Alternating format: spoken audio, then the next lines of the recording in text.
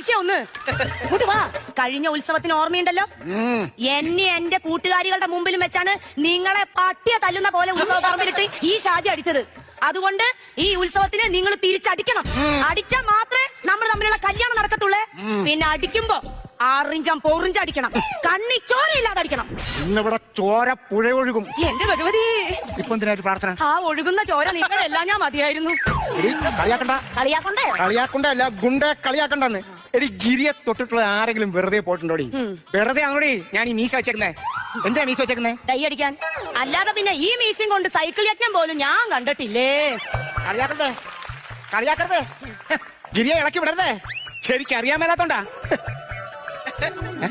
Dialogue തീർന്നിട്ട് action തീർന്നില്ലടി. എന്തെന്നെ ആയാലും വേണ്ടില്ല, റോറ്റടിക്ക് അവന്റെ ബോധം പോണം. അത് കണ്ടിട്ട് വേണം എനിക്ക് ധൃതംഗ പൊളകളാവാൻ. ധൃതംഗ പൊള അതെനിക്ക് കിട്ടുന്നില്ല. അതാ ഞാൻ പറഞ്ഞത്, നമുക്ക് വീട്ടിൽ പോയി സ്വസ്ഥമായിട്ടായിരുന്നു എഴുതി പഠിച്ചിട്ട് ഒരാഴ്ച കഴിഞ്ഞിട്ട് വന്നവനെ അടിക്കാൻ പാ. നിങ്ങൾ ഒരു ഗുണ്ടയാണോ? എനിക്ക് ചൊറിഞ്ഞു കയറി വരുന്നുണ്ട്.